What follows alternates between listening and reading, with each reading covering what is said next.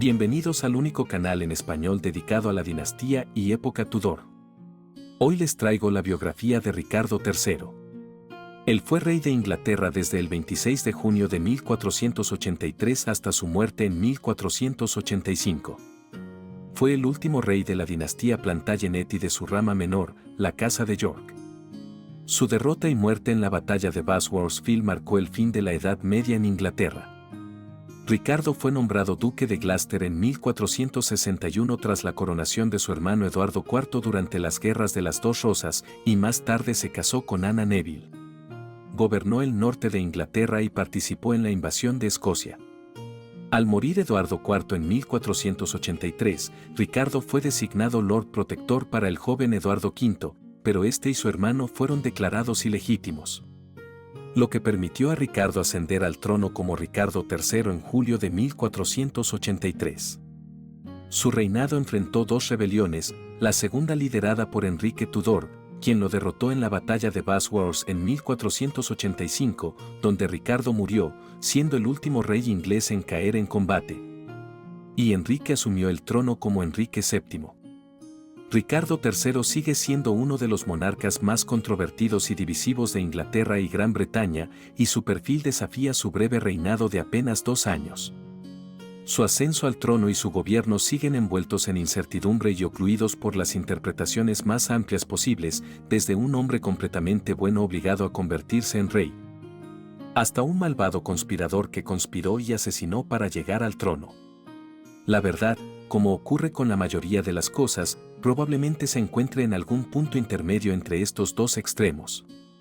Pero sigue siendo más subjetiva y afectada por las creencias personales del lector que la mayoría de las demás cuestiones históricas. Lo que a menudo se pierde, pero que es fundamental para tratar de entender lo que realmente pudo haber sucedido en 1483, es la apreciación de que Ricardo era un hombre, un ser humano real. La culminación de sus esperanzas, temores, sueños y pérdidas, muy parecido a lo que somos hoy en día. Comprender al hombre que llegó a Londres para enfrentarse al tumulto de la política desintegrada solo puede ayudar a apreciar sus respuestas a los desafíos que enfrentó. Este material está dedicado a Frank Gaitán, Eduardo Landázuri, Dana M. y Juancha Enriqueta Susana, quienes habían solicitado el tema hace algún tiempo. Espero que a ellos, así como a todos los miembros, suscriptores y comentaristas del canal, les guste. Ricardo III fue el último rey de Inglaterra perteneciente a la dinastía York, cuya muerte en la batalla de Bosworth en 1485 marcó el fin de las Guerras de las Dos Rosas y el comienzo de la era Tudor. Persisten muchos mitos sobre el último rey Plantagenet, cuyos restos fueron descubiertos bajo un aparcamiento de Leicester en 2012, 3 años después fue enterrado de nuevo en la Catedral de Leicester. Grandes multitudes se alinearon en las calles cuando el ataúd que contenía los restos de Ricardo III fue llevado a la Catedral de Leicester para su nuevo entierro el 26 de marzo de 2015. El arzobispo de Canterbury dirigió el servicio, estuvieron presentes miembros de la familia real, la propia reina Isabel II escribió un mensaje para el orden del servicio. Mientras que las autoridades de Leicester dejaron claro que Ricardo no solo estaba siendo enterrado con dignidad sino con honor. Para muchos de los presentes, Ricardo era un rey muy difamado que finalmente estaba recibiendo el respeto que merecía. Pero no todos lo vieron así. En un artículo publicado en The Guardian, Polly Toynbee lamentó el hecho de que Gran Bretaña llorara la muerte de un monstruo simplemente porque había sido rey. Incluso hoy, este controvertido monarca sigue dividiendo opiniones. Por cierto, el descubrimiento y análisis de los restos óseos de dicho monarca bien puede ser el tema para otro video en el futuro.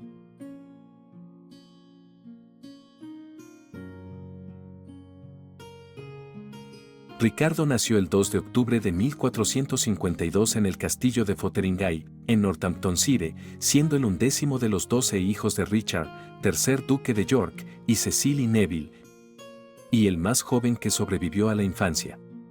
Su infancia coincidió con el comienzo de lo que tradicionalmente se ha denominado las Guerras de las Dos Rosas, Un periodo de inestabilidad política y periódica guerra civil abierta en Inglaterra durante la segunda mitad del siglo XV entre los yorkistas, que apoyaban al padre de Ricardo y se oponían al régimen de Enrique VI y su esposa, Margarita de Anjou, y los lancasterianos, que eran leales a la corona.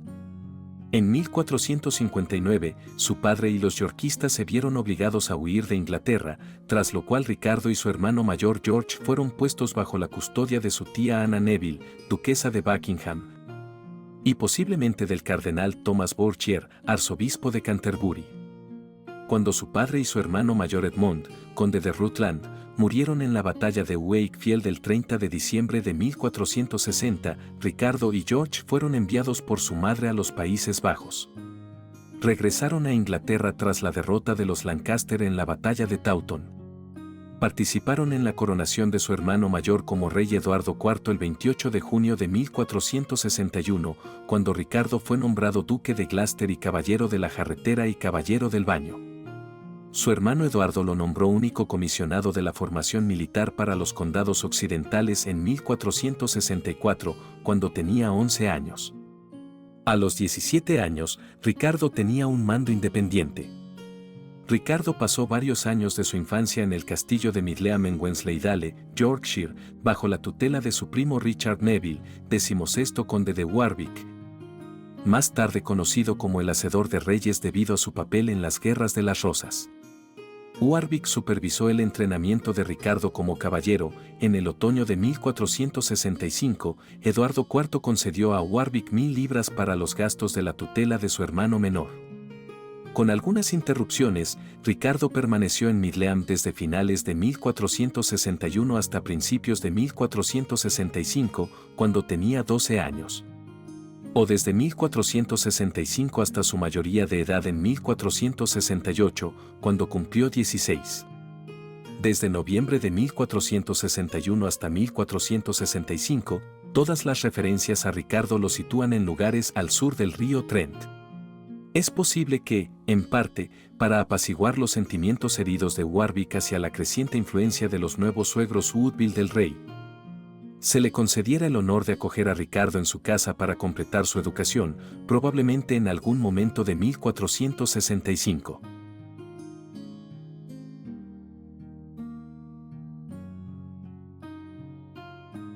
Mientras estuvo en la finca de Warwick, es probable que Ricardo conociera a Francis Lovell, que más tarde sería su firme partidario, y a la hija menor de Warwick, su futura esposa Anna Neville.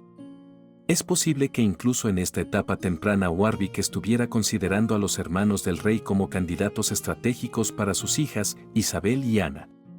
Y es que los jóvenes aristócratas solían ser enviados a criarse en las casas de sus futuras parejas, como había sido el caso del padre de los jóvenes duques, Richard de York. Cuando la relación entre el rey y Warwick se volvió tensa, Eduardo IV se opuso al matrimonio.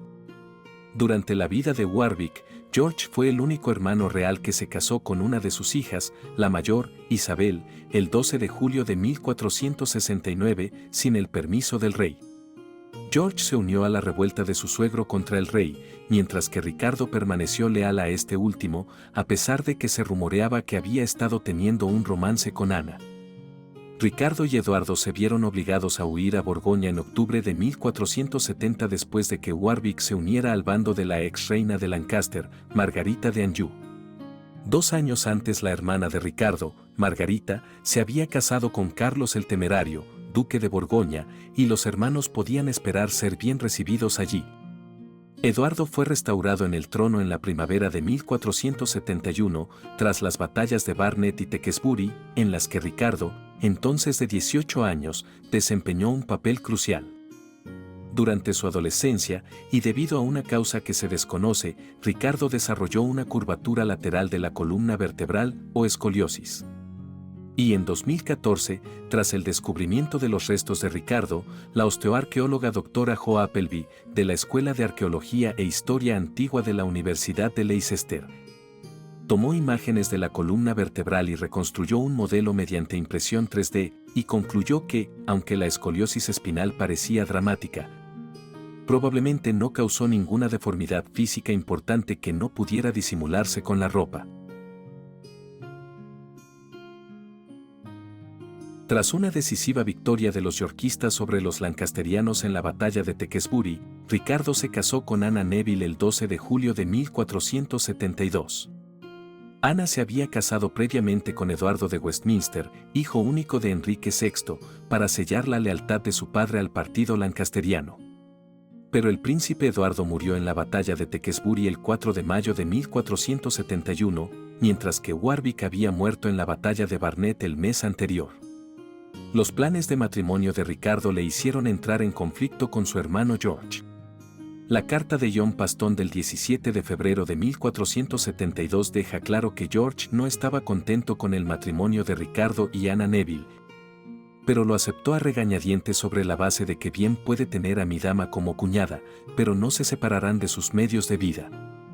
La razón era la herencia que Ana compartía con su hermana mayor Isabel, con la que George se había casado en 1469. No era solo el condado lo que estaba en juego, Richard Neville lo había heredado como resultado de su matrimonio con Anne Beauchamp, 16ª condesa de Warwick. La condesa, que todavía estaba viva, era técnicamente la propietaria de las importantes propiedades de Beauchamp, ya que su padre no había dejado herederos varones. La crónica de Croyland registra que Ricardo aceptó un contrato prenupcial en los siguientes términos. El matrimonio del duque de Gloucester con Ana, antes mencionada, se llevaría a cabo y él tendría la parte de las tierras del conde que se acordara entre ellos mediante la mediación de árbitros, mientras que el resto permanecería en posesión del duque de Clarence. La fecha de la carta de Paston sugiere que el matrimonio todavía se estaba negociando en febrero de 1472.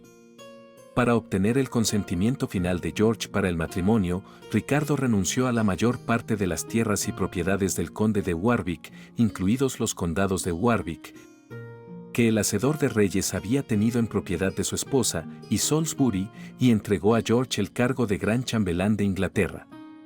Ricardo conservó las propiedades confiscadas de Neville que ya le habían sido concedidas en el verano de 1471, Penrith, Surrey y Midleham, donde más tarde estableció su casa conyugal. La dispensa papal requerida se obtuvo el 22 de abril de 1472. Michael Hicks ha sugerido que los términos de la dispensa subestimaron deliberadamente los grados de consanguinidad entre la pareja y, por lo tanto, el matrimonio fue ilegal sobre la base de la consanguinidad de primer grado tras el matrimonio de George con la hermana de Ana, Isabel. Habría existido consanguinidad de primer grado si Ricardo hubiera intentado casarse con Isabel en caso de viudez después de que ella se casara con su hermano George, pero no se aplicó tal consanguinidad entre Ana y Ricardo. De todas formas, el matrimonio entre ellos nunca fue declarado nulo, y fue público para todos, incluidos los abogados seculares y canónicos, durante 13 años. En junio de 1473, Ricardo convenció a su suegra de que abandonara el santuario y viniera a vivir bajo su protección en Midleham. Más tarde ese mismo año, en virtud de los términos de la Ley de Reanudación de 1473, George perdió parte de la propiedad que poseía en virtud de una concesión real y no ocultó su descontento. La carta de John Paston de noviembre de 1473 dice que el rey Eduardo planeaba poner a sus dos hermanos menores en su lugar actuando como un sofocador entre ellos. A principios de 1474, el Parlamento se reunió y Eduardo intentó reconciliar a sus hermanos al afirmar que tanto los hombres como sus esposas disfrutarían de la herencia de Warwick como si la condesa de Warwick hubiera muerto de forma natural. Entonces las dudas que había planteado George sobre la validez del matrimonio de Ricardo y Ana se abordaron mediante una cláusula que protegía sus derechos en caso de que se divorciaran. Es decir, si su matrimonio fuera declarado nulo y sin valor por la Iglesia, y luego se volvieran a casar legalmente, y también protegía los derechos de Ricardo mientras esperaban un segundo matrimonio válido con Ana. Al año siguiente, Ricardo fue recompensado con todas las tierras de los Neville en el norte de Inglaterra, a expensas del primo de Ana, George Neville, primer duque de Bedford. A partir de este momento, George parece haber ido perdiendo progresivamente el favor del rey Eduardo, y su descontento llegó a su punto álgido en 1477 cuando, tras la muerte de Isabel, Se le negó la oportunidad de casarse con María de Borgoña, la hijastra de su hermana Margarita, a pesar de que ésta había aprobado el matrimonio propuesto. No hay evidencia de la participación de Ricardo en la posterior condena y ejecución de George por cargo de traición, pero este último fue ejecutado, según se dijo, ahogado en un barril de vino. El 1 de noviembre de 1461, Ricardo recibió el ducado de Gloucester y el 12 de agosto del año siguiente recibió grandes propiedades en el norte de Inglaterra, incluidos los señoríos de Richmond en Yorkshire y Pembroke en Gales. Obtuvo las tierras confiscadas al lancasteriano John de Vere, 12º conde de Oxford, en Anglia Oriental. En 1462, el día de su cumpleaños, fue nombrado condestable de los castillos de Gloucester y Corfe y almirante de Inglaterra, Irlanda y Aquitania y nombrado gobernador del norte, convirtiéndose en el noble más rico y poderoso de Inglaterra. El 17 de octubre de 1469 fue nombrado condestable de Inglaterra. En noviembre, reemplazó a William Hastings, primer barón Hastings, como presidente del Tribunal Supremo de Gales del Norte. Al año siguiente, fue nombrado mayordomo jefe y chambelán de Gales. El 18 de mayo de 1471, Ricardo fue nombrado gran chambelán y lord gran almirante de Inglaterra. Siguieron otros cargos: alto sheriff de Cumberland de por vida, teniente del norte y comandante en jefe contra los escoceses y guardián hereditario de la Marca del Oeste. 2 meses después, el 14 de julio, obtuvo los señoríos de las fortalezas de Seri Futon y Midleam en Yorkshire y Penrith en Cumberland, que habían pertenecido a Warwick el Hacedor de Reyes. Es posible que la concesión de Midleam respaldara los deseos personales de Ricardo. Durante la última parte del reinado de Eduardo IV, Ricardo demostró su lealtad al rey, en contraste con su hermano George, que se había aliado con el conde de Warwick cuando este último se rebeló hacia finales de la década de 1460. Tras la rebelión de Warwick en 1470, antes de la cual había hecho las paces con Margarita de Anjou y había prometido la restauración de Enrique VI en el trono inglés, Ricardo, el barón Hastings y Anthony Woodville, segundo conde de Rivers, escaparon de ser capturados en Doncaster por el hermano de Warwick, John Neville, primer marqués de Montagu. El 2 de octubre zarparon de King's Lynn en 2 barcos, Eduardo desembarcó en Marstiepe y Ricardo en Zelanda. Se decía que, tras haber abandonado Inglaterra con tanta prisa que no poseía casi nada, Eduardo se vio obligado a pagar el pasaje con su capa de pieles, y de hecho, Ricardo pidió prestadas 3 libras al alguacil de la ciudad de Zelanda. Fueron arrestados por el único parlamento de Warwick el 26 de noviembre. Los duques de Borgoña residieron en Brujas con Louis de Grutuce, que había sido embajador de Borgoña en la corte de Eduardo, pero no fue hasta que Luis XI de Francia declaró la guerra a Borgoña que Carlos, el duque de dicha región, los ayudó a regresar, proporcionando, junto con los comerciantes hanseáticos, 20.000 libras, 36 barcos y 1.200 hombres. Partieron de Flushing hacia Inglaterra el 11 de marzo de 1471. El arresto de simpatizantes locales por parte de Warwick les impidió desembarcar en la East Anglia yorkista y el 14 de marzo, después de separarse en una tormenta, sus barcos encallaron en Holderness. La ciudad de Hull le negó la entrada a Eduardo, pero este consiguió entrar en York utilizando la misma afirmación que había hecho Enrique de Bolingbroke antes de deponer a Ricardo II en 1399, es decir, que simplemente estaba reclamando el ducado de York en lugar de la corona. Fue en el intento de Eduardo de recuperar su trono cuando Ricardo comenzó a demostrar su habilidad como comandante militar.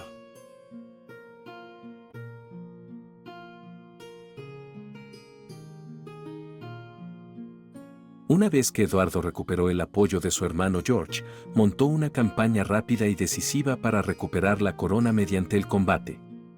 Se cree que Ricardo era su lugarteniente principal, ya que algunos de los primeros que apoyaron al rey procedían de miembros afines a Ricardo, entre ellos Sir James Harrington y Sir William Parr, que les llevaron 600 hombres de armas a Doncaster. Es posible que Ricardo liderará la vanguardia en la batalla de Barnet en su primer mando, el 14 de abril de 1471, donde flanqueó el ala de Henry Holland, tercer duque de Exeter. aunque es posible que se haya exagerado el grado en que su mando fue fundamental. El hecho de que la casa personal de Ricardo sufriera pérdidas indica que estaba en el centro de la lucha. Una fuente contemporánea es clara en cuanto a que mantuvo la vanguardia de Eduardo en Tewkesbury, desplegada contra la vanguardia lancastriana al mando de Edmond Beaufort, cuarto duque de Somerset, el 4 de mayo de 1471, y su papel 2 días después, como condestable de Inglaterra, sentado junto a John Howard como conde mariscal, en el juicio y sentencia de los principales lancasterianos capturados después de la batalla. Al menos en parte resentido por el apoyo previo del rey Luis XI a sus oponentes lancasterianos y posiblemente en apoyo de su cuñado Carlos el Temerario, duque de Borgoña. Eduardo fue al Parlamento en octubre de 1472 para financiar una campaña militar y finalmente desembarcó en Calais 3 años después. El de Ricardo era el contingente privado más grande de su ejército. Aunque era bien conocido por haberse opuesto públicamente al tratado que se firmó con Luis XI en Picquigny y por no haber estado presente en las negociaciones, en las que se esperaba que alguien de su rango asumiera un papel destacado, actuó como testigo de Eduardo cuando el rey dio instrucciones a sus delegados en la corte francesa y recibió algunos regalos muy finos de Luis en una visita al rey francés en Amiens. Al rechazar otros regalos, que incluían pensiones disfrazadas de tributo, solo se le unió el cardenal Bourchier. Se dijo que Ricardo supuestamente desaprobaba la política de Eduardo de beneficiarse personalmente de una campaña financiada con una subvención parlamentaria y, por tanto, con fondos públicos. Por tanto, no se revelaría ninguna proeza militar hasta los últimos años del reinado.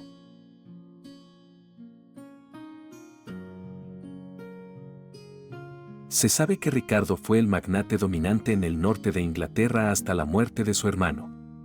Allí, y especialmente en la ciudad de York, era muy respetado, aunque se ha cuestionado si él mismo compartía esa opinión. Anam ha planteado la acusación de hipocresía, sugiriendo que Ricardo se reiría de la ciudad y cuestionando si era tan popular o tan devoto de la región como a veces se pensaba. Eduardo IV delegó una autoridad significativa a Ricardo en la región.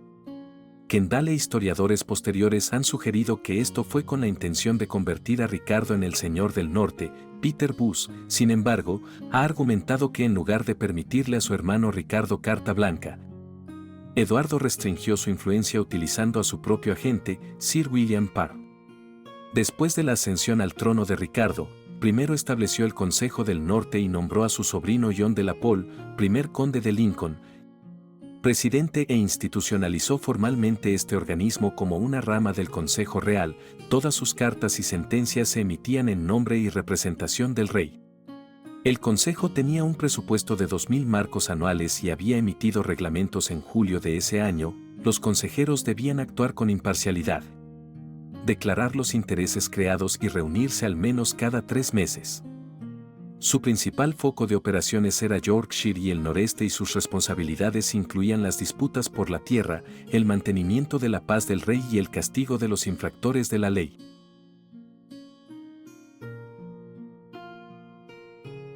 El papel cada vez más importante que desempeñó Ricardo en el norte a partir de mediados de la década de 1470 explica en cierta medida su retirada de la corte real. Había sido el guardián de la Marca del Oeste en la frontera escocesa desde el 10 de septiembre de 1470 y de nuevo desde mayo de 1471. Utilizó Penrith como base mientras tomaba medidas efectivas contra los escoceses y disfrutaba de los ingresos de las propiedades del bosque de Cumberland mientras lo hacía. Fue al mismo tiempo que el duque de Gloucester fue nombrado Gran Sheriff de Cumberland durante 5 años consecutivos, siendo descrito como del castillo de Penrith en 1478. En 1480, la guerra con Escocia se avecinaba y, el 12 de mayo de ese año, Ricardo fue nombrado teniente general del norte. Un puesto creado para la ocasión a medida que crecían los temores de una invasión escocesa. Luis XI de Francia había intentado negociar una alianza militar con Escocia, en la tradición de la antigua alianza con ese reino, con el objetivo de atacar a Inglaterra, según un cronista francés contemporáneo.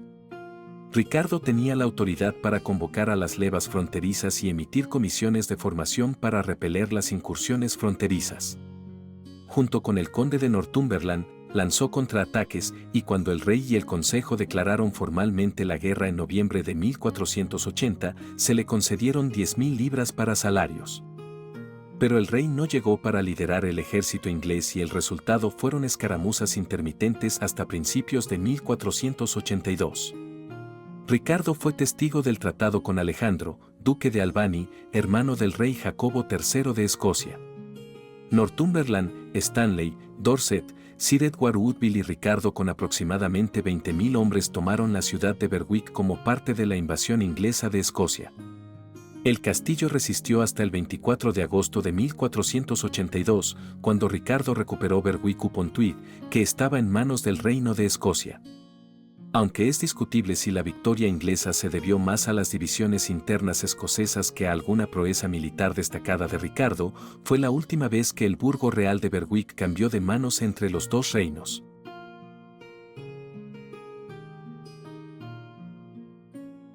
A la muerte de Eduardo IV el 9 de abril de 1483, su hijo de 12 años, Eduardo V, le sucedió. Ricardo fue nombrado Lord Protector del reino y, a instancias del barón Hastings, Ricardo asumió su papel y abandonó su base en Yorkshire para dirigirse a Londres. El 29 de abril, como se había acordado previamente, Ricardo y su primo, Henry Stafford, segundo duque de Buckingham, se reunieron con el hermano de la reina Elizabeth, Anthony Woodville, segundo conde de Rivers, en Northampton. A petición de la reina, el conde de Rivers escoltaba al joven rey hasta Londres con una escolta armada de 2.000 hombres, mientras que la escolta conjunta de Ricardo y Buckingham era de 600 hombres. Eduardo V había sido enviado más al sur, a Stony Stratford. Al principio, Ricardo se mostró cordial, pero hizo arrestar al conde de Rivers, a su sobrino Richard Grey y a su socio, Thomas Vaughan. Los llevaron al castillo de Pontefract, donde fueron ejecutados el 25 de junio bajo la acusación de traición al Lord Protector, tras comparecer ante un tribunal dirigido por Henry Percy, cuarto conde de Northumberland. Rivers había designado a Ricardo como albacea de su testamento. Después de que Rivers fuera arrestado, Ricardo y Buckingham se trasladaron a Stony Stratford, donde el primero informó a su sobrino de un complot destinado a negarle su papel de protector y cuyos perpetradores habían sido procesados. Procedió a escoltar al rey a Londres. Entraron en la ciudad el 4 de mayo, mostrando los carruajes de armas que Rivers había tomado con su ejército de 2.000 hombres. Ricardo alojó primero a Eduardo en los apartamentos del obispo, luego, por sugerencia de Buckingham, el rey fue trasladado a los apartamentos reales de la Torre de Londres, donde los reyes esperaban habitualmente su coronación. En el año 1483, Ricardo se había trasladado a la grandeza de Crosby Hall, Londres, entonces en Bishopsgate en la ciudad de Londres. Robert Fabian, en sus Nuevas Crónicas de Inglaterra y de Francia, escribe que el duque hizo que el nuevo rey se trasladara a la torre y a su hermano con él, y el duque se alojó en Crosby's Place en la calle Bishopsgate. En las Crónicas de Inglaterra, Escocia e Irlanda de Olincet, relata que poco a poco, toda la gente se retiró de la torre y se dirigió a Crosby's en la calle Bishopsgate, donde el protector tenía su casa. El protector tenía el refugio y el rey, en apariencia, estaba desolado. Al enterarse de la noticia del arresto de su hermano el 30 de abril, la reina viuda huyó a refugiarse en la abadía de Westminster. Junto a ella estaban su hijo de su primer matrimonio, Thomas Grey, primer marqués de Dorset, sus 5 hijas y su hijo menor, Ricardo de Shrewsbury, duque de York. El 10 y 11 de junio, Ricardo escribió a Ralph, Lord Neville, a la ciudad de York y a otros pidiendo su apoyo contra la reina, sus seguidores de sangre y afinidades, de quienes sospechaba que estaban planeando su asesinato. En una reunión del Consejo celebrada el 13 de junio en la Torre de Londres, Ricardo acusó a Hastings y a otros de haber conspirado contra él con los Woodville y acusó a Jane Shore, amante de Hastings y de Thomas Grey, de actuar como intermediaria. Según Thomas Moro, Hastings fue sacado de la sala del Consejo y ejecutado sumariamente en el patio, mientras que otros, como Lord Thomas Stanley y John Morton, obispo de Ely, fueron arrestados. Hastings no fue condenado y Ricardo selló un contrato de servidumbre que ponía a la viuda de Hastings, Catherine, bajo su protección. El obispo Morton fue puesto en libertad bajo la custodia de Buckingham. Y por su parte, el 16 de junio la reina viuda aceptó entregar a su segundo hijo al arzobispo de Canterbury para que pudiera asistir a la coronación de su hermano Eduardo, todavía prevista para el día 22.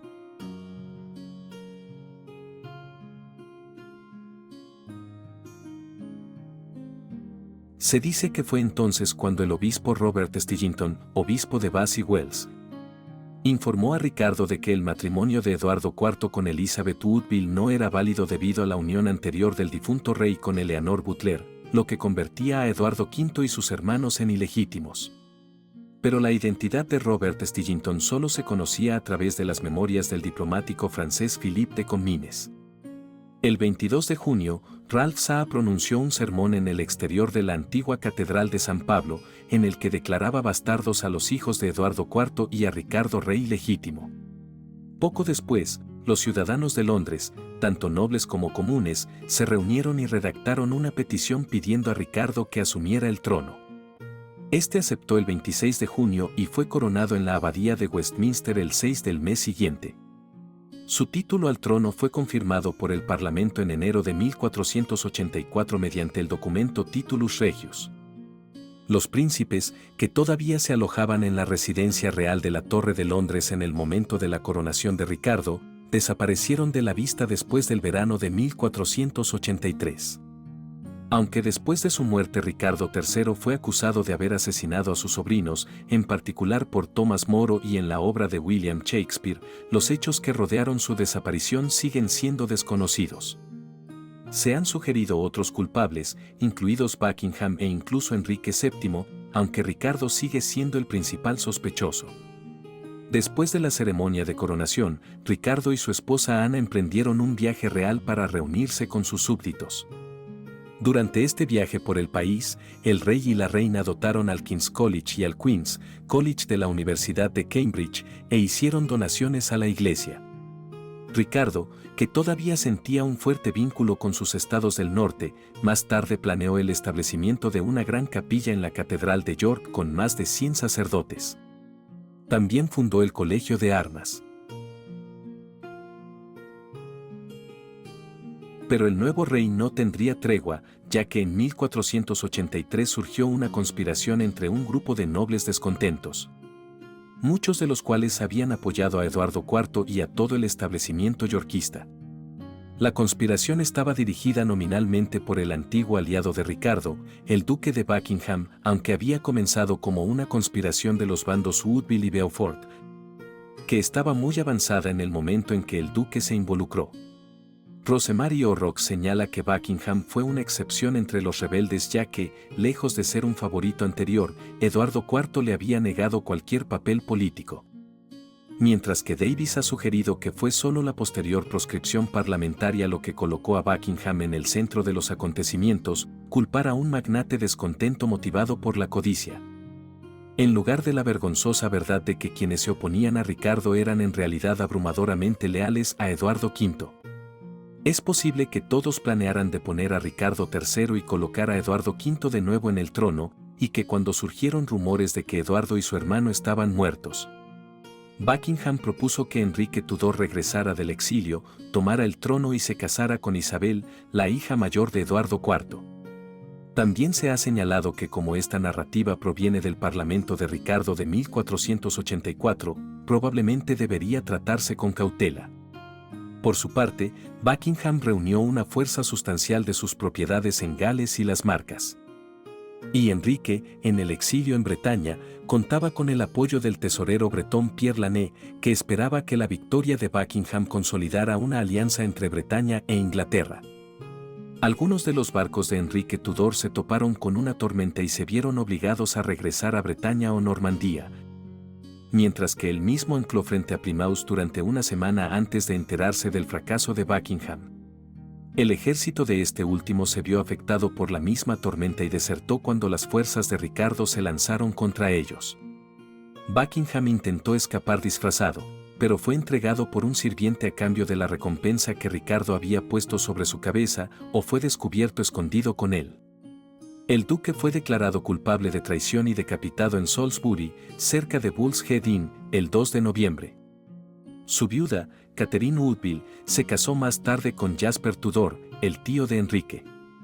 Ricardo hizo propuestas a Pierre Lané, ofreciendo apoyo militar para el débil régimen de Francisco II, duque de Bretaña, a cambio de Enrique. Pero este huyó a París, donde consiguió el apoyo de la regente francesa Ana de Beaujeu, y quien suministró tropas para una invasión en 1485.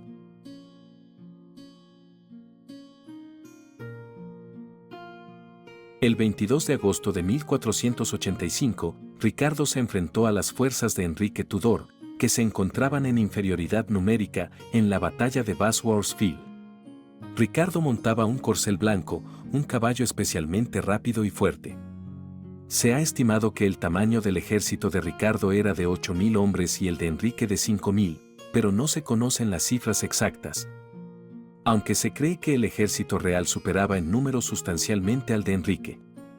La opinión tradicional sobre los famosos gritos de traición del rey antes de caer era que, durante la batalla, Ricardo fue abandonado por el barón Stanley, nombrado conde de Derby en octubre. Sir William Stanley y Henry Percy, cuarto conde de Northumberland. El papel de Northumberland no está claro, su posición era con la reserva, detrás de la línea del rey, y no podría haber avanzado fácilmente sin un avance real general, que no se produjo. Los confines físicos detrás de la cresta de Ambion Hill, combinados con una dificultad de comunicaciones, probablemente obstaculizaron físicamente cualquier intento que hiciera de unirse a la contienda. A pesar de parecer un pilar del régimen ricardiano y su lealtad previa a Eduardo IV. El barón Stanley era el padrastro de Enrique Tudor y la inacción de Stanley combinada con la entrada de su hermano en la batalla en nombre de Tudor fue fundamental para la derrota de Ricardo.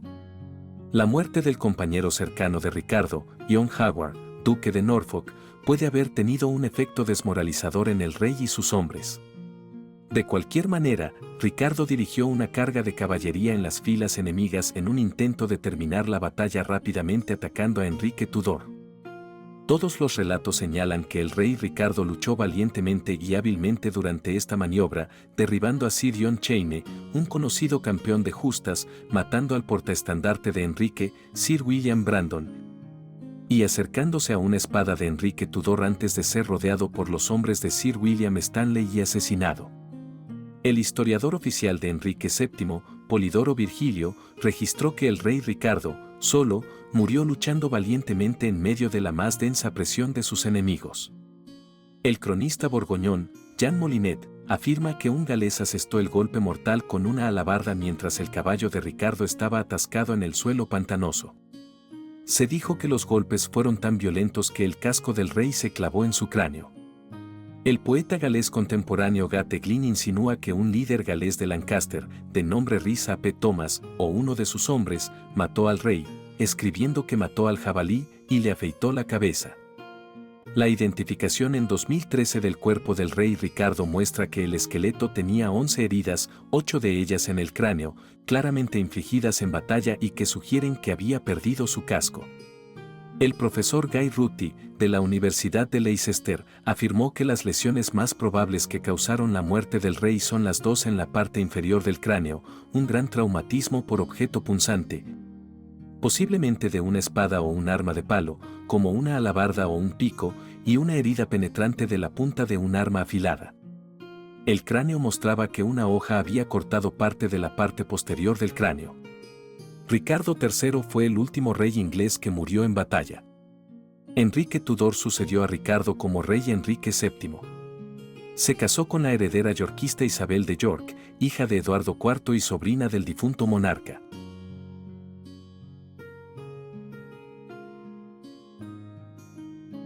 Después de la batalla de Bosworth, el cuerpo desnudo de Ricardo fue llevado de vuelta a Leicester atado a un caballo, y las primeras fuentes sugieren firmemente que fue exhibido en la iglesia colegial de la Anunciación de Nuestra Señora de Newark, antes de ser enterrado apresurada y discretamente en el coro de la iglesia de los Hermanos Grises en Leicester.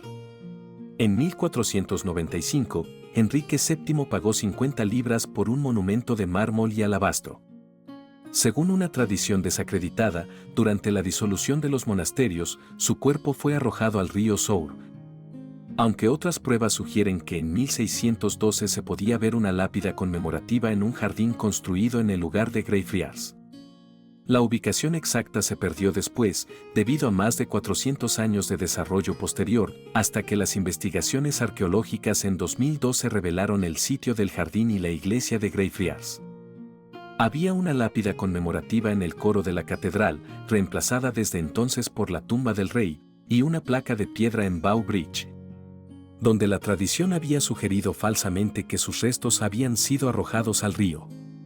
Según otra tradición, Ricardo consultó a un vidente en Leicester antes de la batalla, quien predijo que, donde tu espuela golpee en el camino hacia la batalla, tu cabeza se romperá en el regreso.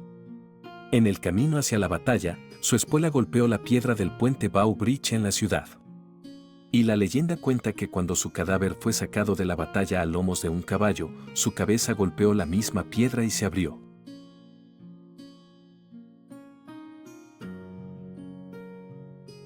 El Consejo del Norte de Ricardo, descrito como su única gran innovación institucional, se derivó del Consejo Ducal que había creado tras su propio nombramiento como virreinato por Eduardo IV. Y cuando el propio Ricardo se convirtió en rey, mantuvo la misma estructura conciliar en su ausencia. Se convirtió oficialmente en parte de la maquinaria del Consejo Real bajo la presidencia de John de la Pole, conde de Lincoln, en abril de 1484, con sede en el castillo de Sandal en Wakefield. Se considera que mejoró enormemente las condiciones del norte de Inglaterra, ya que tenía como objetivo mantener la paz y castigar a los infractores de la ley, así como resolver las disputas territoriales. Al poner el gobierno regional directamente bajo el control del gobierno central, se lo ha descrito como el monumento más perdurable del rey, que sobrevivió sin cambios hasta 1641. En diciembre de 1483, Ricardo instituyó lo que más tarde se conocería como el Tribunal de Peticiones, un tribunal al que las personas pobres que no podían pagar una representación legal podían acudir para que se escucharan sus quejas. En enero de 1484, también mejoró la libertad bajo fianza para proteger a los sospechosos de delitos de la prisión antes del juicio y para proteger sus bienes de la confiscación durante ese tiempo. Ya dije que fundó el Colegio de Armas en 1484, prohibió las restricciones a la impresión y venta de libros y ordenó la traducción de las leyes y estatutos escritos del francés tradicional al inglés. Durante su reinado, el Parlamento puso fin a la benevolencia arbitraria, un mecanismo mediante el cual Eduardo IV recaudaba fondos. Hizo punible el ocultar a un comprador de tierras que una parte de la propiedad ya había sido enajenada a otra persona, exigió que las ventas de tierras se publicaran, estableció requisitos de propiedad para los jurados. Restringió los abusivos tribunales de pólvoras, reguló las ventas de telas, instituyó ciertas formas de proteccionismo comercial, prohibió la venta de vino y aceite en cantidades fraudulentas y prohibió la recaudación fraudulenta de cuotas del clero, entre otras cosas. Churchill también nos da a entender que mejoró la ley de fideicomisos. La muerte de Ricardo en Bosworth marcó el final de la dinastía Plantagenet, que había gobernado Inglaterra desde la sucesión de Enrique II en 1154. El último varón legítimo Plantagenet, el sobrino de Ricardo, Eduardo, conde de Warwick, el hijo de su hermano George, duque de Clarence, fue ejecutado por Enrique VII en 1499.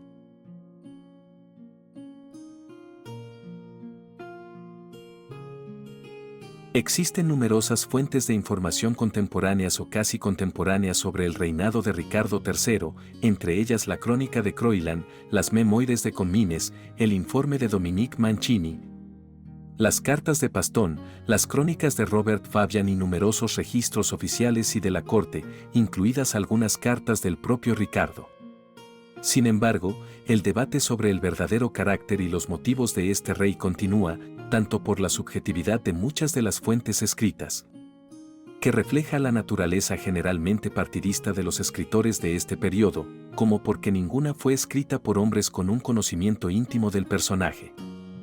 Durante el reinado de Ricardo, el historiador John Rawls lo elogió como un buen señor que castigaba a los opresores de los comunes, añadiendo que tenía un gran corazón.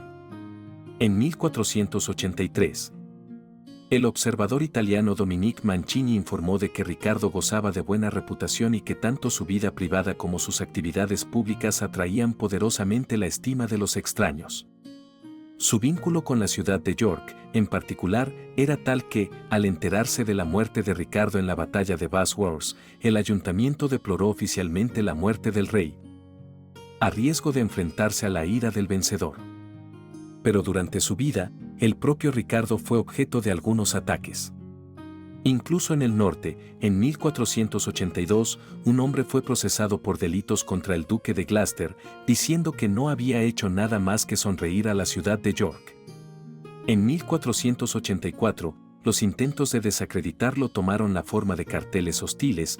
El único que sobrevivió fue el panfleto de William Collingbourne de julio de ese año que decía algo así como: "El gato, la rata y Lovell el perro, todos gobiernan Inglaterra bajo un cerdo", que fue clavado en la puerta de la Catedral de San Pablo y se refería al propio Ricardo, el cerdo, y a sus consejeros de mayor confianza, William Catesby, Richard Radcliffe y Francis, vizconde de Lovell. El 30 de marzo de 1485, Ricardo se vio obligado a convocar a los lores y a los concejales de la ciudad de Londres para desmentir públicamente los rumores de que había envenenado a la reina Ana y de que había planeado casarse con su sobrina Isabel.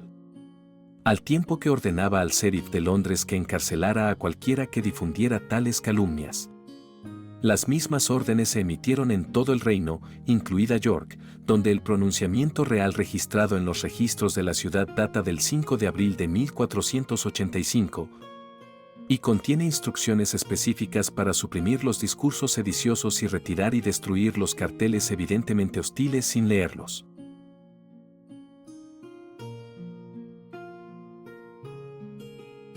En cuanto a la apariencia física de este rey, la mayoría de las descripciones contemporáneas confirman la evidencia de que, aparte de tener un hombro más alto que el otro, el cronista Rouse no pudo recordar correctamente cuál. Por muy pequeña que fuera la diferencia, Ricardo no tenía ninguna otra deformidad corporal notable. Ion Stove habló con ancianos que, al recordarlo, dijeron que era de una figura corporal bastante atractiva, pero de baja estatura. Y un viajero alemán, Nicolás von Poppelau, que pasó 10 días en la casa de Ricardo en mayo de 1484, lo describe como 3 dedos más alto que él, mucho más delgado, con brazos y piernas delicados y también un gran corazón. Sin embargo, 6 años después de la muerte del rey, en 1491, se dice que un maestro de escuela llamado William Burton, al oír una defensa de Ricardo, se lanzó a una diatriba, acusando al rey muerto de ser un hipócrita y un jorobado, que fue enterrado merecidamente en una zanja como un perro. La muerte de Ricardo alentó a sus sucesores Tudor a fomentar esta imagen negativa posterior debido al hecho de que esto ayudó a legitimar la toma del trono por parte de Enrique VII. La actual sociedad de Ricardo III sostiene que esto significa que mucho de lo que la gente creía saber sobre este personaje era más bien propaganda y construcción de mitos. La caracterización de los Tudor culminó en la famosa representación ficticia de él en la obra de William Shakespeare como un villano maquiavélico y físicamente deforme, que comete despiadadamente numerosos asesinatos para abrirse camino hacia el poder. La intención de William Shakespeare tal vez era utilizar a Ricardo III como vehículo para crear su propio protagonista marlovesco. El propio Rouse en su Historia de los Reyes de Inglaterra, escrita durante el reinado de Enrique VII, inició el proceso.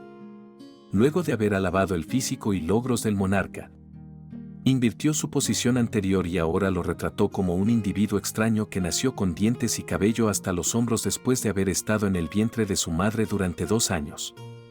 Su cuerpo estaba atrofiado y distorsionado, con un hombro más alto que el otro, y era delgado de cuerpo y débil de fuerza. Rouse también atribuye el asesinato de Enrique VI a Ricardo y afirma que envenenó a su propia esposa. Por su parte, Jeremy Potter, expresidente de la Sociedad de Ricardo III, afirma que ante la historia, Ricardo III sigue siendo culpable porque es imposible demostrar su inocencia. Indiscutiblemente, los Tudor gozan de una gran estima popular.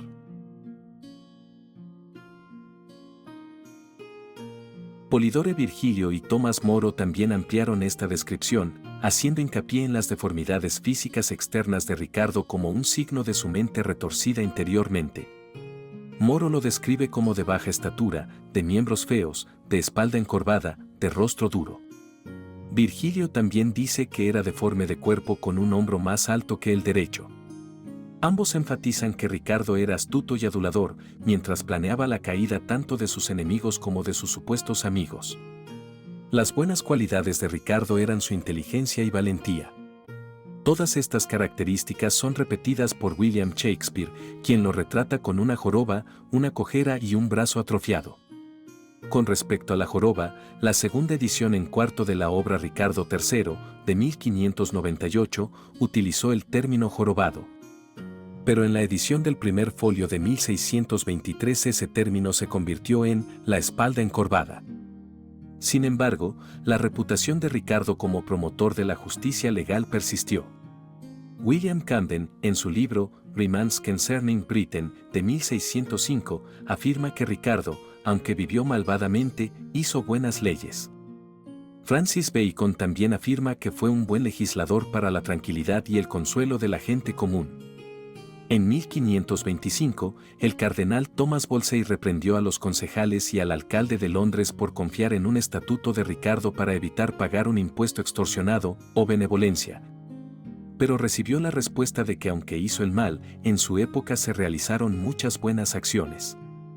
Ricardo era un católico practicante, como lo demuestra su libro de horas personal, que sobrevive en la biblioteca del Palacio de Lambeth. Además de los textos devocionales aristocráticos convencionales, el libro contiene una colecta de San Miniano que hace referencia a un santo popular en las fronteras anglo-escocesas.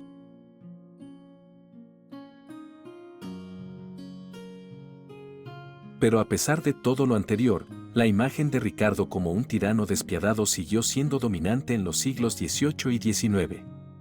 El filósofo e historiador del siglo XVIII David Hume lo describió como un hombre que utilizó el disimulo para ocultar su naturaleza feroz y salvaje y que había abandonado todos los principios del honor y la humanidad. Hume reconoció que algunos historiadores han sostenido que estaba bien calificado para gobernar si lo hubiera obtenido legalmente y que no cometió crímenes excepto los necesarios para obtener la posesión de la corona. Pero descartó esta opinión con el argumento de que el ejercicio del poder arbitrario por parte de Ricardo fomentaba la inestabilidad. El biógrafo más importante del rey a finales del siglo XIX fue James Gardner, quien también escribió la entrada sobre Ricardo en el Diccionario de Biografías. Gardner afirmó que había comenzado a estudiar a Ricardo desde un punto de vista neutral, pero se convenció de que William Shakespeare y Tomás Moro tenían razón en su visión del rey, a pesar de algunas exageraciones. Ricardo no estuvo exento de defensores, el primero de los cuales fue Sir George Booke, descendiente de uno de los partidarios del rey, que completó la historia del rey Ricardo III en 1619. El texto autorizado de Booke no se publicó hasta 1979, aunque el sobrino nieto de Booke publicó una versión corrupta en 1646. Booke atacó las improbables imputaciones y los extraños y rencorosos escándalos relatados por los escritores Tudor, incluidas las supuestas deformidades y asesinatos de Ricardo. Localizó material de archivo perdido, incluido el Titulus Regius, pero también afirmó haber visto una carta escrita por Isabel de York, según la cual esta última buscaba casarse con el rey. No obstante, la supuesta carta de Isabel nunca fue presentada. Documentos que aparecieron posteriormente en los archivos reales portugueses muestran que, tras la muerte de la reina Ana, los embajadores de Ricardo fueron enviados a negociar un matrimonio doble entre este último y la hermana del rey portugués, Juana, de ascendencia lancasteriana, y entre Isabel de York y el primo de Juana, Manuel, duque de Viseu, posteriormente rey de Portugal. Entre los defensores de Ricardo se encontraba Horacio Walpole. En Historic Doubts on the Life and Reign of King Ricardo III, de 1768, Walpole cuestionó todos los supuestos asesinatos y sostuvo que Ricardo pudo haber actuado de buena fe. También sostuvo que cualquier anormalidad física probablemente no fuera más que una pequeña distorsión de los hombros. Sin embargo, se retractó de sus opiniones en 1793 después del terror francés, afirmando que ahora creía que Ricardo podría haber cometido los crímenes de los que se le acusaba. Aunque Pollard observa que esta retractación es frecuentemente pasada por alto por los admiradores posteriores de Ricardo. Entre los defensores de Ricardo figuran el famoso explorador Clements Markham, cuyo libro sobre dicho personaje que publicó en 1906 es una réplica del trabajo de Gairdner. Markham sostenía que Enrique VII había asesinado a los príncipes y que la mayor parte de las pruebas contra Ricardo no eran más que propaganda Tudor. Alfred Lech, en The Unpopular King, de 1885, ofreció una opinión intermedia, afirmaba que la grandeza de alma de Ricardo se vio finalmente deformada y empequeñecida por la ingratitud de los demás. Algunos historiadores del siglo XX se han mostrado menos inclinados a emitir juicios morales, considerando las acciones de Ricardo como un producto de una época inestable. En palabras de Charles Ross, el final del siglo XV en Inglaterra se considera ahora una época despiadada y violenta en lo que respecta a las clases altas de la sociedad, llena de disputas privadas, intimidación, ansia de tierras y litigios. Y la consideración de la vida y la carrera de Ricardo en este contexto ha tendido a apartarlo del solitario pináculo de la villanía encarnada en el que William Shakespeare lo había situado. Como la mayoría de los hombres, él estaba condicionado por los estándares de su época.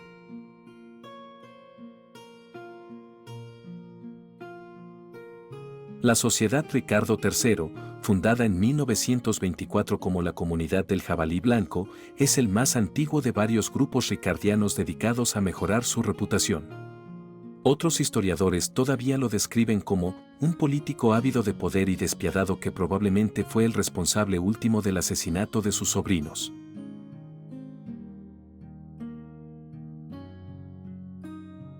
Ricardo y Ana tuvieron un hijo, Eduardo de Midleam, que nació entre 1474 y 1476. Fue nombrado conde de Salisbury el 15 de febrero de 1478 y príncipe de Gales el 24 de agosto de 1483, pero murió en marzo del año siguiente, menos de 2 meses después de haber sido declarado heredero formal. Tras la muerte de su hijo, Ricardo nombró a su sobrino John de la Pole, conde de Lincoln, lugarteniente de Irlanda, cargo que anteriormente había ocupado su hijo Eduardo. Lincoln era hijo de la hermana mayor de Ricardo, Isabel, duquesa de Suffolk. Tras la muerte de su esposa, Ricardo inició negociaciones con Juan II de Portugal para casarse con la piadosa hermana de Juan, Juana, princesa de Portugal. Ella ya había rechazado a varios pretendientes debido a su preferencia por la vida religiosa. Ricardo tuvo 2 hijos ilegítimos reconocidos, Juan de Gloucester y Catalina Plantagenet. También conocido como Juan de Pontefract, Juan de Gloucester fue nombrado capitán de Calais en 1485. Mientras que Catalina se casó con William Herbert, segundo conde de Pembroke, en 1484. No se conocen ni las fechas de nacimiento ni los nombres de las madres de ninguno de los niños. Catalina tenía edad suficiente para casarse en 1484, cuando la edad de consentimiento era de 12 años. Y Juan fue nombrado caballero en septiembre de 1483 en la Catedral de York, por lo que la mayoría de los historiadores coinciden en que ambos fueron padres cuando Ricardo era un adolescente. No hay pruebas de infidelidad por parte de Ricardo después de su matrimonio con Anna Neville en 1472, cuando tenía unos 20 años. Esto ha llevado a la sugerencia del historiador A. L. Rose de que Ricardo no tenía ningún interés en el sexo. Michael Hicks y Josephine Wilkinson han sugerido que la madre de Catalina pudo haber sido una tal Catherine Aute, basándose en la concesión de un pago anual de 100 chelines que se le hizo en 1477. La familia Aute estaba emparentada con los Woodville a través del matrimonio de la tía de Elizabeth Woodville, Joan, con William Aute. Uno de sus hijos fue Ricardo Aute, controlador de la casa del príncipe. Y su hija, Alicia, se casó con Sir John Fogge, todos eran antepasados de Catalina Parr, la sexta esposa del rey Enrique VIII. Hicks y Wilkinson también sugieren que la madre de John pudo haber sido Alicia Burke. Ricardo visitó Pontefract desde 1471, en abril y octubre de 1473, y a principios de marzo del año siguiente, durante una semana. Se sabe que el 1 de marzo de 1474, le concedió a Alicia Burke 20 libras al año de por vida, por ciertas causas y consideraciones especiales. Más tarde recibió otra asignación, aparentemente por haber sido contratada como niñera para el hijo de su hermano George, Eduardo de Warwick. Ricardo continuó con su pensión cuando se convirtió en rey. Jonas Downhill ha sugerido que Juan fue concebido durante la primera expedición en solitario de Ricardo a los condados orientales en el verano de 1467 por invitación de John Howard.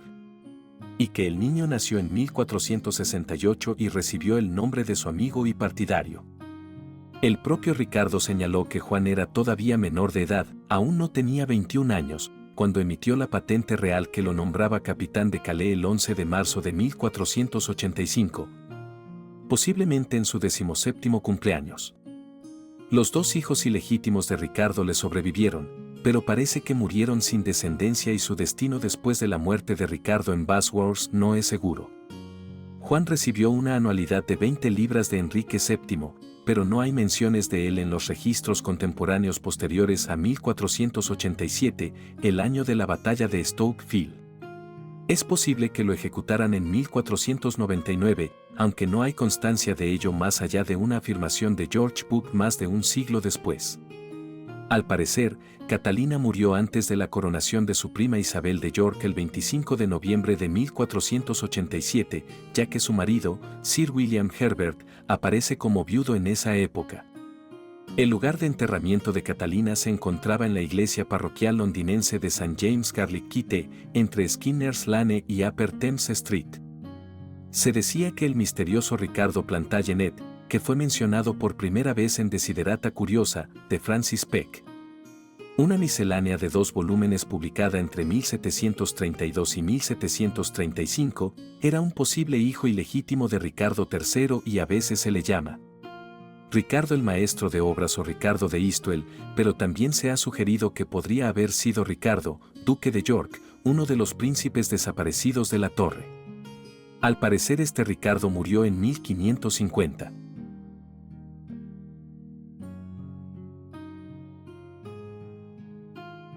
Ricardo III es uno de los monarcas ingleses más controversiales y enigmáticos, cuya imagen ha sido distorsionada y debatida a lo largo de los siglos. La visión de Ricardo como un villano despiadado, establecida por la propaganda de los Tudor y dramatizada por William Shakespeare, se ha arraigado profundamente en la cultura popular. Este retrato oscuro de Ricardo lo muestra como un asesino, un manipulador y un tirano, dispuesto a hacer cualquier cosa para alcanzar y mantener el trono, como muchos o casi todos los monarcas de la época. Cuando examinamos el contexto histórico, surge una visión más matizada que sugiere que la verdadera naturaleza de Ricardo pudo haber sido muy distinta de esta caricatura. La representación de Ricardo como el villano de la historia fue, en gran medida, una construcción política creada por los Tudor, quienes necesitaban justificar su toma del poder. Enrique VII, el fundador de la dinastía, consolidó su legitimidad al demonizar a Ricardo, presentándolo como un usurpador inmoral que debía ser derrocado. Esta estrategia ayudó a los Tudor a fortalecer su dinastía y asegurarse de que cualquier oposición fuera vista como una defensa del bien común. William Shakespeare, escribiendo bajo el reinado de Isabel I, nieta de Enrique VII, heredó y amplificó esta versión, transformando a Ricardo en el arquetipo del villano maquiavélico. Así, el legado histórico de este personaje fue moldeado más por la narrativa política de los vencedores que por hechos documentados. No obstante, una revisión cuidadosa de los registros históricos como la que intenté resumir en este video, sugiere que Ricardo pudo haber sido un líder con virtudes y defectos, como cualquier otro gobernante de la época. Era conocido por su eficiencia administrativa y su sentido de justicia en el norte de Inglaterra, donde se ganó el respeto y la lealtad de sus súbditos. Introdujo reformas legales que favorecieron a las clases bajas y medias, y se mostró como un líder militar valiente y capaz. Estos actos contradicen la imagen de un tirano despiadado y sugieren que Ricardo tenía cualidades de liderazgo y un sentido de responsabilidad hacia su pueblo. Ahora bien, Las acusaciones más graves contra él, como la desaparición de los príncipes en la torre, han oscurecido su legado. Si bien no existen pruebas concluyentes de que Ricardo haya ordenado su muerte, el hecho de que asumiera el trono tras declarar ilegítimos a sus sobrinos generó sospechas. En un contexto donde el asesinato político era común, la desaparición de los príncipes fácilmente se pudo interpretar como un crimen del rey. Aún así, la falta de pruebas y la posibilidad de que otros actores, como Enrique Tudor, también tuvieran motivos para eliminar a los príncipes, deja abierta la cuestión de su responsabilidad en este caso. El descubrimiento de los restos de Ricardo en Leicester en 2012 y el análisis científico de su esqueleto han ayudado a aclarar ciertos aspectos de su figura, desmintiendo, por ejemplo, la exageración de su supuesta deformidad física. Si bien padecía escoliosis, no era el monstruo físicamente deforme que William Shakespeare describió.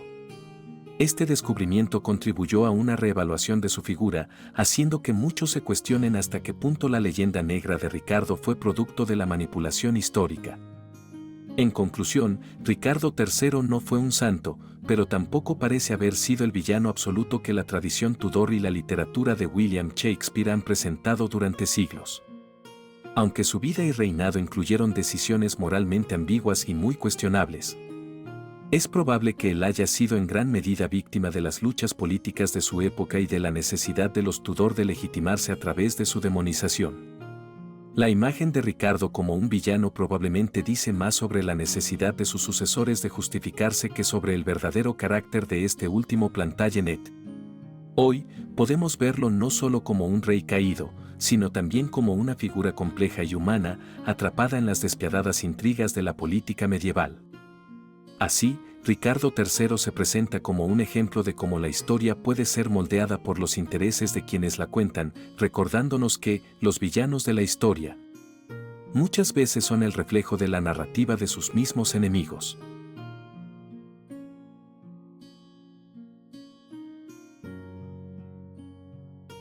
Y bueno amigos, hasta aquí la biografía sobre Ricardo III, el último rey de Inglaterra de la Casa de York. Espero que les haya gustado. Y agradezco de antemano todos sus comentarios. Quisiera que me dijeran, ¿cuál es su opinión sobre este personaje? ¿Podemos juzgarlo como un villano, o sus actos deben entenderse dentro del contexto violento y complejo de la política medieval? No olviden darle me gusta, suscribirse al canal y activar la campanita de notificaciones para que estén al tanto de los estrenos que voy subiendo. Pueden también considerar unirse a las membresías del canal, ya que, como miembros, ustedes podrán tener acceso a material exclusivo, estrenos anticipados, entre otras ventajas. El enlace a las membresías se los comparto en la descripción de este material. Por último, quisiera agradecer una vez más a todos los suscriptores, miembros y comentaristas, ya que es gracias a ustedes que el canal continúa creciendo. Les deseo a todos un lindo día.